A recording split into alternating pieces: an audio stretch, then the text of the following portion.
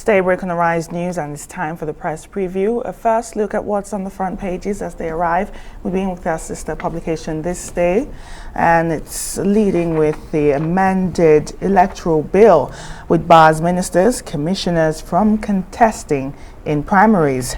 Riders to that story, bill prescribes sanctions for erring parties, advises aggrieved potential aspirants to approach Federal High Court for relief, and says judicial pronouncements can't stop primary or general elections. More headlines on This Day newspaper. The picture just on top of that headline: final farewell to Shonikan, Ogun State Governor, Lagos State Governor, and others during the funeral church service in honor of the former head of interim national government. Above the nameplate of This Day this morning, Osibanjo, Vice President, to announce presidential bid after APC convention, secures go-ahead of his spiritual father. And last but not the least, 5 days after 3 crewmen in Sepcol's FPSO explosion found alive. This and more on This Day newspaper. Well, here's the front page of The Guardian. It carries an image of the new African champion, Senegal. And but the leading headline on the front page of The Guardian is that Nigeria's domain name fails to gain traction, attracts 184,341 users. For details, pick a copy of The Guardian.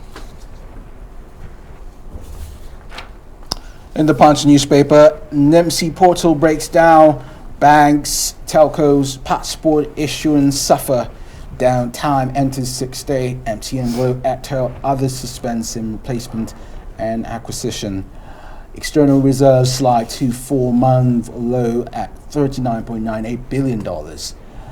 Federal government school feeding suffers setback. Pupils wait in vain for vendors. And ICP scores UCH and CDC 24 others low on ethics compliance. And the Nation's newspaper this morning, ASU begins mobilization for another strike in universities. Final decision slated for February 14th. And a picture there of the All Progressives Congress member Asiwaju Bola Tinubu, who arrived in Lagos from his trip from London. More stories here on the Nation newspaper. MTN's new shareholders get 5.7 billion naira dividends. Return on investment is 24%. To the international papers, shall we? Starting with The Guardian, reporting 500,000 people face delays in seeing NHS cancer specialists due to overstretched NHS waiting list. The Times, Johnson hits reset button with a new number 10 team. And the Daily Express, leading with the Queen of England. Charles thanks Her Majesty for securing Camilla's role in future of monarch. Says honored my darling wife will be queen.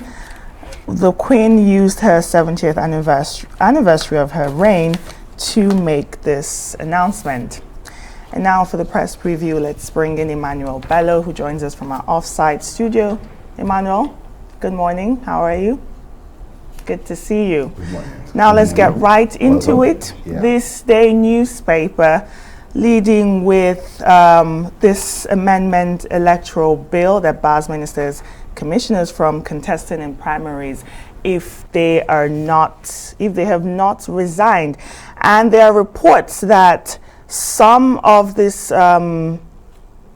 some political office holders are really against this clause in the amendment bill of 2022.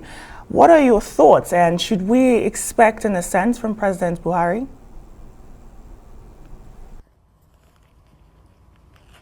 Well, that's the immediate fear, whether this again is going to cause another hitch, considering that the governors have, considerable power over the decisions that are taken around the issues of the electoral bill. They didn't like what was imposed in the first instance, and now again, this seems to be something that many governors will not like, because in the past, those appointees used to be, a very good source or vote for them for their candidate of choice. They of course do whatever the governors ask them to do.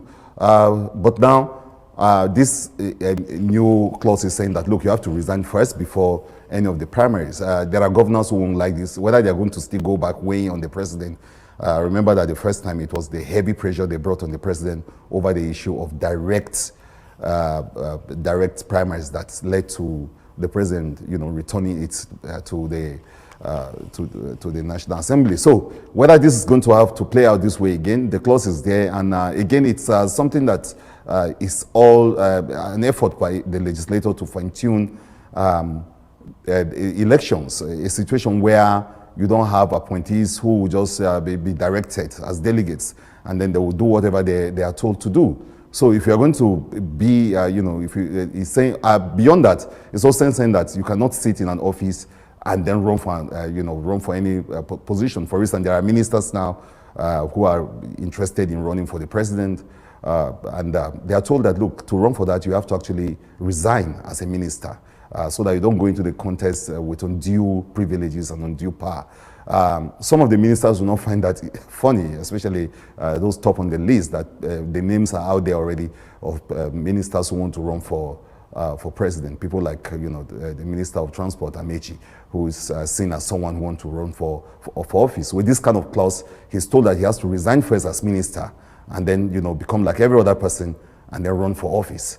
So that's what's going to happen in the States too. In the past, you find out people like commissioners will actually go to primaries, and then when they lose, they go back to their work. So this clause is saying that no, that not anymore. If you want to run for any kind of office, first leave the office you are in, so that there won't be clash of interest. There won't be there won't be any form of undue advantage. So you resign first. So that's what this is saying. If you look at it, it's a beautiful one, but again, like you're worried. We don't know whether the governors are going to say, well, we don't like this once more, and then push it back. But of course, the Senate president saying that, look, this time around, he believes strongly that the president will sign this, and then we'll get over with it. Don't go numb, Emmanuel Bello. But let's look at the Nation front page. The umbrella body for teachers in tertiary institutions in Nigeria chose a beautiful date of February 14th to have a final decision on whether to go on strike or not. It's almost as constant as the rising of the sun to have this industrial action or strike by teachers.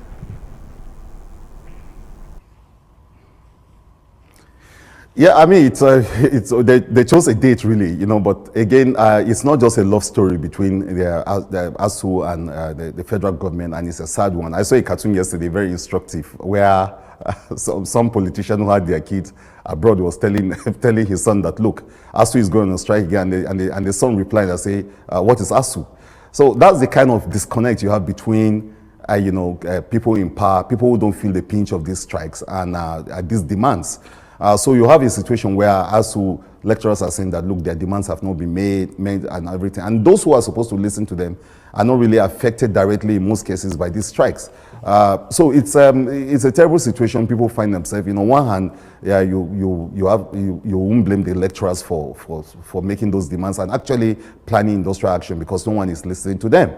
But on the other hand, when you look at the suffering and the crisis of learning and schooling and the fact that your kids have to be back home and all of that, you begin to wonder why they take those kind of actions. But those who should listen to them don't even care because in most cases, their kids are not directly affected. They are not here, they are elsewhere.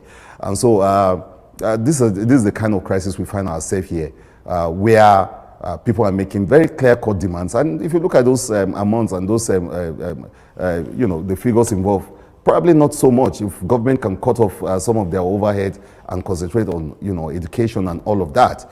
But these are things that have not been meant over the years.